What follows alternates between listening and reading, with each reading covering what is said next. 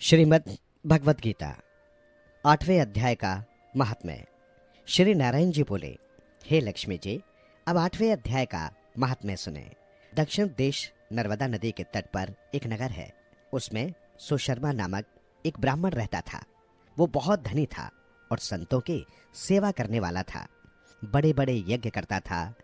एक दिन उसने एक संत से पूछा, हे ऋषि जी, मेरे संतान नहीं है, क्या करूं? ऋषिवर ने कहा, तू अजामेध यज्ञ कर, देवी को बकरा चढ़ा, वो तुझको पुत्र देंगी। तब उस ब्राह्मण ने यज्ञ करने को एक बकरा मोल लिया। बलि के दिन उसको स्नान करा, मेवा खिलाया, और जब उसको मारने लगा तब बकरा अचानक ही हंस पड़ा। तब ब्राह्मण ने पूछा, हे बकरे, तू क्यों हंसता है? बकरे ने कहा, पिछले जन्म में मेरे संतान नहीं थे। एक ब्राह्मण ने मुझे भी अजामेध यज्ञ करने को कहा था। सारी नगरी में बकरा ढूंढा, परंतु हाथ न लगा। ढूंढते ढूंढते एक बकरी का मेमना दूध चूसता दिखाई दिया। मैंने उस मेमने समेत बकरी को मोल ले लिया। जब बकरी के स्तन से छुड़ाकर यज्ञ करने लगा तब बकरी बोली, अरे ब्राह्मण, तू ब्राह्मण नहीं जो मेरे पुत्र को होम में देने लगा है। तू महापापी है। ये कभी सुना है कि पराये पुत्र को मारने से किसी ने पुत्र पाया हो? तू अपनी संतान के लिए मेरे पुत्र को मारता है। तू निर्दयी भी है, तेरे पुत्र नहीं होगा।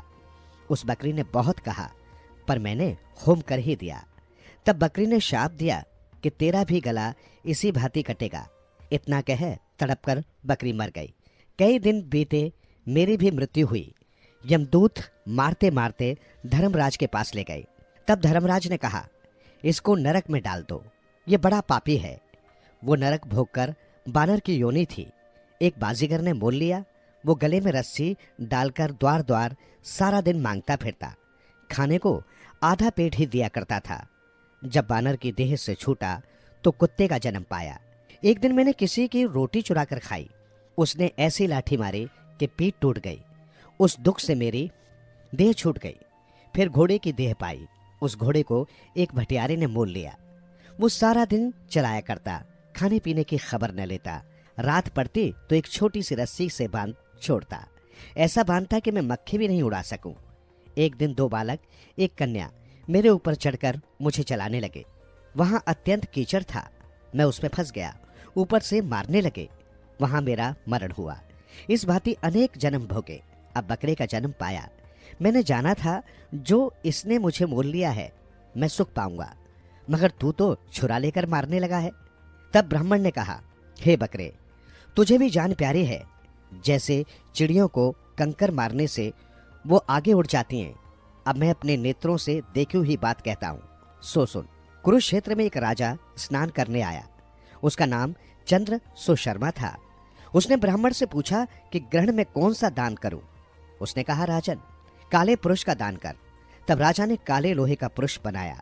नेत्रों को लाल जड़वा सोने के भूषण पहनाकर तिसको तैयार किया। राजा स्नान करने चला गया। स्नान करके दान किया तो वो काला पुरुष हंसा।